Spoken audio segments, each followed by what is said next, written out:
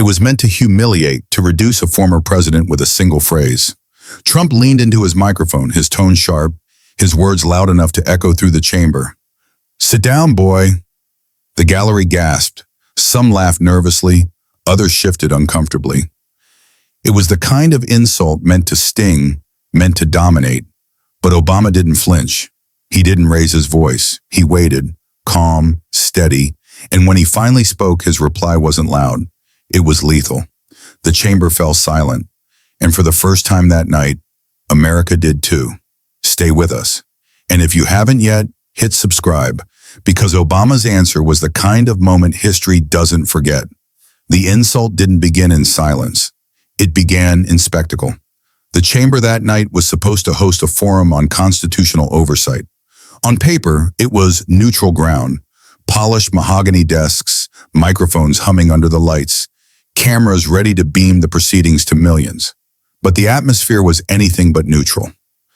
Everyone in that room knew it was a showdown. Donald Trump arrived first, larger than life, waving at the gallery like a performer entering a stadium. His walk wasn't measured, it was swagger. His smile wasn't polite, it was a smirk sharpened by confidence.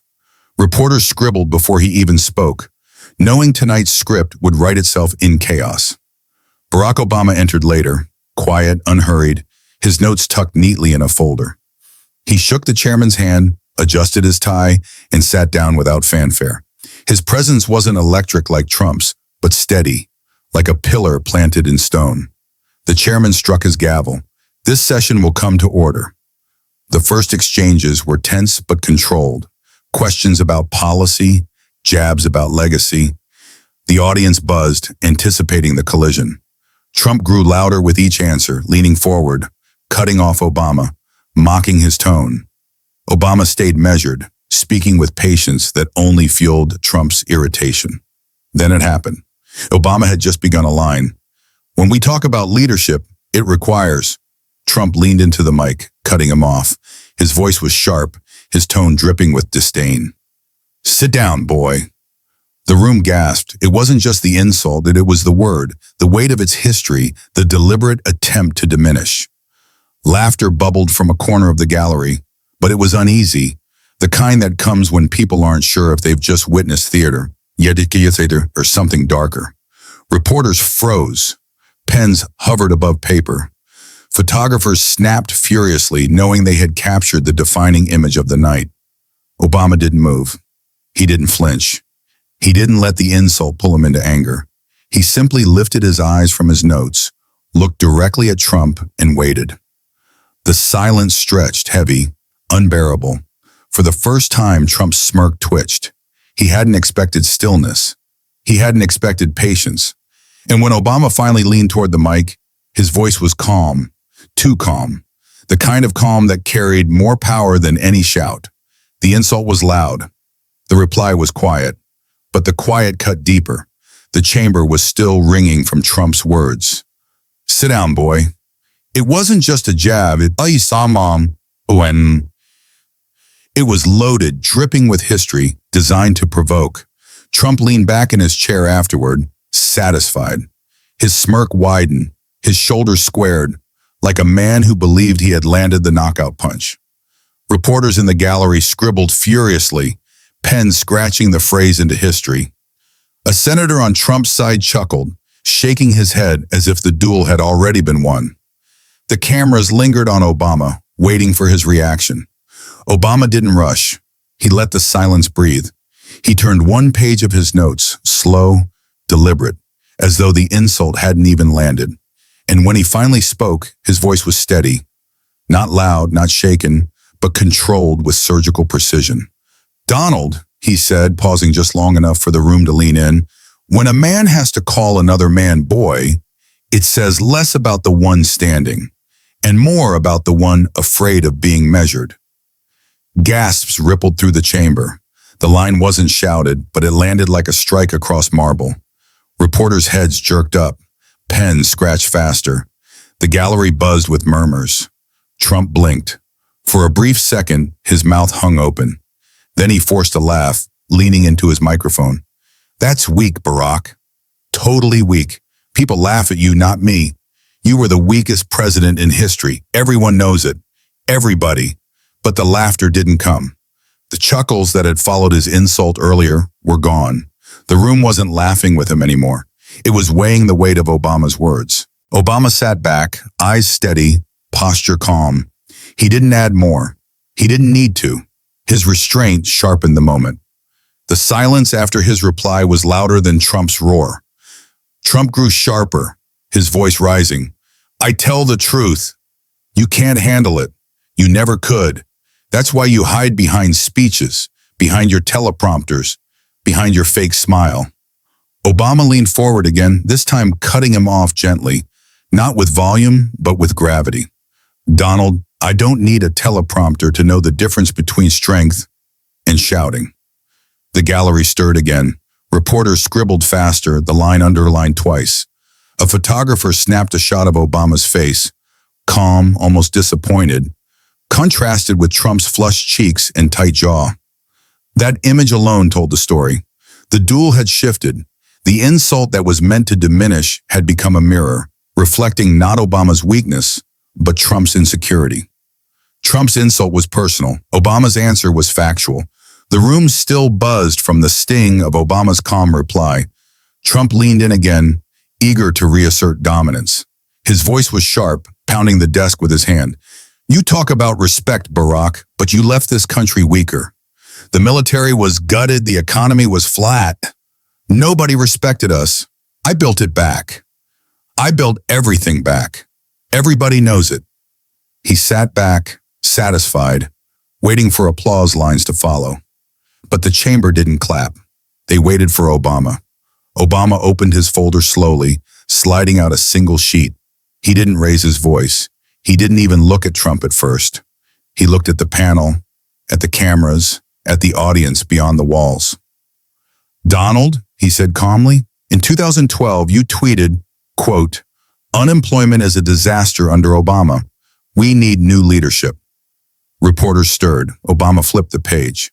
But by the end of that same year, unemployment was down to 7.9%, from 10% when I took office.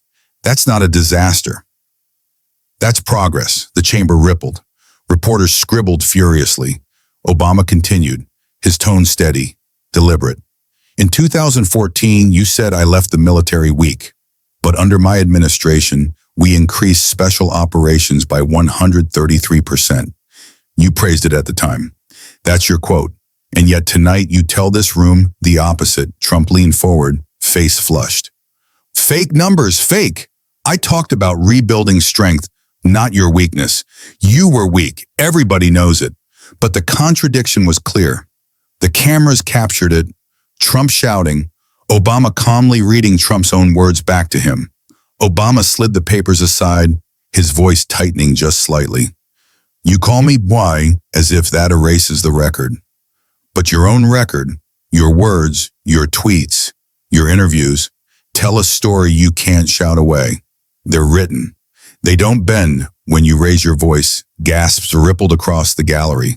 The insult had been turned. The word meant to diminish had become a stage for contradiction, not of Obama's record, but of Trump's consistency.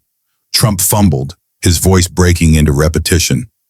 Weak leadership. Terrible deals. Nobody respected us. But the room wasn't following anymore. The silence between his words felt heavier. Obama leaned back slightly, his hands folded, his expression calm. His drawl carried the final twist. Respect isn't earned by the insults you throw, Donald. It's lost when your words don't match your own history. The panel froze. Reporters scribbled, Obama corners Trump with his own quotes. The louder Trump shouted, the quieter the room leaned toward Obama. Trump tried to fight back with volume. His hand slapped the desk. His voice ricocheted off the chamber walls. Fake, totally fake. Everybody knows you destroyed this country. Nobody respected America until I came along. Nobody. His tone was thunderous, but the thunder wasn't landing. The senators on the dais sat stiff, their eyes flicking nervously to the cameras. Reporters glanced at one another, their pens scribbling less of Trump's outbursts and more of Obama's quiet dismantling. Obama didn't respond right away. He simply closed his folder, folded his hands, and waited. The pause itself unsettled the chamber. The silence after Trump's roar carried more weight than the roar itself. When Obama finally leaned forward, his tone was calm, even, but sharp enough to slice through the noise. "Donald, respect isn't measured in decibels. If shouting made America strong, we'd be invincible by now." The chamber stirred. A senator raised his eyebrows. The gallery murmured. Reporters underlined the line in their notes, knowing it would replay endlessly in clips. Trump's jaw tightened. He jabbed a finger toward Obama, leaning so far forward the mic caught the rasp in his voice. "You don't know respect. You don't know strength. I rebuilt everything you broke. Nobody remembers you fondly. Nobody." But the words rang hollow. The energy in the room was slipping away from him. The very people he wanted laughing and nodding now sat still. Their expressions tightened, unwilling to be caught on camera smiling at his outburst. Obama didn't press harder. He didn't need to. His next line came quieter still. "History doesn't remember who shouted the loudest, Donald. It remembers who stood steady when it mattered." The silence stretched again. The camera zoomed on Trump's reddened face, then cut back to Obama's calm posture. The contrast was brutal. One reporter leaned to another, whispering just loud enough, "This isn't Trump's room anymore. Obama has it." The chairman, sensing the shift, tapped his gavel once, but without force. Even he seemed reluctant to interrupt the weight of the moment. And just like that, the chamber, once Trump's theater, had turned. What began as an insult inside four walls became a headline across a nation. It started with one reporter's phone buzzing in the back row. He glanced at the screen, eyes widening, and leaned to whisper, "It's already out." Within seconds, phones lit up across the gallery. On Twitter, a 30-second clip was racing like wildfire. Trump leaning into his mic, saying, "Sit down, boy," followed by Obama's calm, devastating answer. "Donald, if you have to call another man boy, it says less about the one standing and more about the one afraid of being measured." The caption under the viral post was merciless. Obama's calm line drops Trump cold. Within 10 minutes, the video had hundreds of thousands of views. Hashtags bloomed instantly. Hashtag sit down boy. Hashtag Obama response. Hashtag speechless America. Inside the chamber, the ripple effect was visible. Staffers shifted in their seats, sneaking glances at phones they were supposed to keep hidden. Senators exchanged uneasy looks, aware that their every reaction might be clipped next. Trump kept speaking, louder now, trying to drown out the silence with volume. "Fake line. Nobody cares what he says. Weak president, terrible president, worst in history." But the control booth cameras weren't lingering on Trump anymore. They held on Obama's face, calm, composed, the image of restraint. And in the gallery, reporters weren't writing Trump's words. They were typing headlines. "Obama turns insult back on Trump." Room stunned as Obama's reply goes viral. By the time the chairman tapped his gavel again, CNN and Fox had already cut into their broadcast. The clip played on a split screen, anchors framing it as the defining exchange of the night. Talk radio producers looped Obama's line into intros. TikTok creators stitched it with captions like, "This is how you shut down a bully." Trump slammed the desk again, veins tight in his neck, shouting, "Nobody's shocked. Nobody cares. Everyone's laughing at him." But even as he claimed laughter, the silence in the room told a different story. The laughter was gone. Obama didn't speak. He didn't need to. His stillness became the viral picture, the calm that silenced chaos. The duel had left the chamber. The story was no longer Trump's insult. It was Obama's reply playing on loop across millions of screens. Defeat doesn't always sound like silence. Sometimes it looks like it. By the 25th minute, Trump was still roaring, but the chamber wasn't listening anymore. His hands slapped the desk. His voice cracked as he repeated the same lines. "Weak, terrible, everybody knows it." But the more he shouted, the clearer the contrast became. Obama sat steady. No papers in his hand now. No defensive shuffle, just calm stillness. A faint half smile, a gaze fixed, the posture of a man who knew the room had already turned. Across the dais, faces betrayed the shift. A senator who had chuckled at Trump's insult earlier now pressed his lips thin, staring at his notes as though ashamed to be caught on camera. Another leaned back stiffly, eyes darting toward the gallery instead of at Obama or Trump.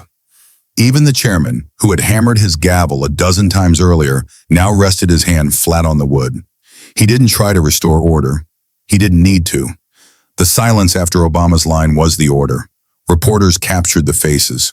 One scribbled, "Trump red-faced, Obama calm." Another whispered, "He looks cornered." Photographers zoomed tight on Trump's clenched jaw, his darting eyes, his fingers gripping the microphone as though force alone could pull the room back to him. But the room was gone. Obama leaned forward just once, not to speak, but to let the camera catch the contrast. One man raging, another waiting. The visual was devastating. It told the story without a single word added. Trump jabbed his finger again. Nobody respects him. Nobody, but the chamber's silence answered louder than any voice could. The people in the room weren't nodding. They weren't laughing. They were watching Tavon, and their faces admitted the truth Trump's words couldn't cover. And still Obama waited. He didn't need to win the shouting match. He had already won the room. The hearing began with insult. It ended with silence. Trump's voice was still high, his fists still pounding the desk, but the words sounded hollow. He shouted the same phrases over and over. Weak, nobody respects him. Disaster, as though repetition alone could undo the moment already burned into memory. Obama leaned forward slowly, his calm presence pulling the air back to him. He didn't raise his voice. He didn't gesture wildly. He simply spoke into the microphone with deliberate weight. "Donald, you told me to sit down." He paused, letting the words echo. Men who build nothing shout to sit others down. Men who build bridges stand. The chamber froze. Trump's mouth opened, but no sound came. His face tightened, his eyes darted away from the cameras.